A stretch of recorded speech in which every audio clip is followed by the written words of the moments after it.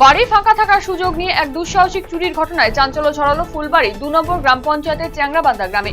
আলমারি ভেঙে নগদ টাকা এবং মূল্যবান কাঁসার বাসনপত্র নিয়ে চম্পট দিয়েছে দুষ্কৃতীরা। আর এই ঘটনাকে কেন্দ্র করে এলাকায় ব্যাপক চাঞ্চল্য ছড়িয়েছে।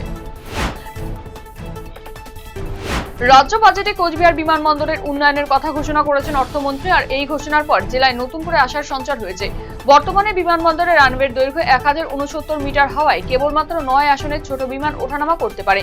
তবে রানওয়ে সম্প্রসারণের কাজ সম্পন্ন হলে ভবিষ্যতে বড় বিমানও অবতরণ করতে পারবে বলেই মনে করছেন স্থানীয় বাসিন্দারা।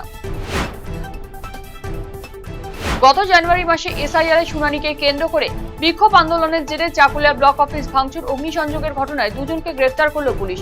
ধৃত দুজন হল শফিক আলম এবং শেখ সানাউল্লাহ। শফিক চাকুলিয়ার ঠাকুরবাড়ি এবং শেখ সানাউল্লাহ বেলবাড়ি এলাকার বাসিন্দা। সোমবার ধৃতদের ইসলামপুর মহকুমা আদালতে পেশ করা হয়। মোবাইল ফোন দেওয়া হলেও সিম কার্ড না দেওয়ার অভিযোগ তুলে বিক্ষোভে সামিল হলেন পশ্চিমবঙ্গ আইসিডিএস কর্মী সমিতির বামনগোলা ব্লক কমিটির সদস্যরা। সোমবার বামনগোলা ব্লক আইসিডিএস অফিসের সামনে সংগঠনের পক্ষ থেকে একটি মিছিল করে বিক্ষোভ প্রদর্শন করা হয়। সরকারি কাজে ব্যবহারের জন্য মোবাইল ফোন দেওয়া হলেও কোনো সিম কার্ড সরবরাহ করা হয়নি।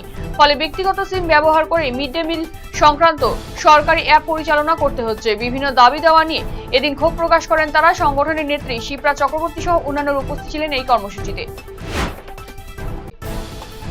রাজ্যের মুখ্যমন্ত্রী শুভেন্দু অধিকারী মালদায় প্রশাসনিক বৈঠকে ঘোষণা করে দিয়েছিলেন হেমতাবাদে দমকল কেন্দ্র নির্মাণের। আর আজ তাতে শিলমোহর পড়ল রাজ্য বাজেটে। সোমবার রাজ্য বাজেটে হেমতাবাদ বিধানসভা কেন্দ্রে দমকল কেন্দ্র নির্মাণের জন্য বরাদ্দ করা হলো। খুব স্বাভাবিকভাবেই খুশির আমেজ তৈরি হয়েছে হেমতাবাদ বিধানসভা এলাকা জুড়ে। বাজেটের পরেই এদিন সাংবাদিক বৈঠক করে দমকল কেন্দ্রের কথা জানান হেমতাবাদ গ্রাম পঞ্চায়েতের সদস্য বিপ্লব সরকার।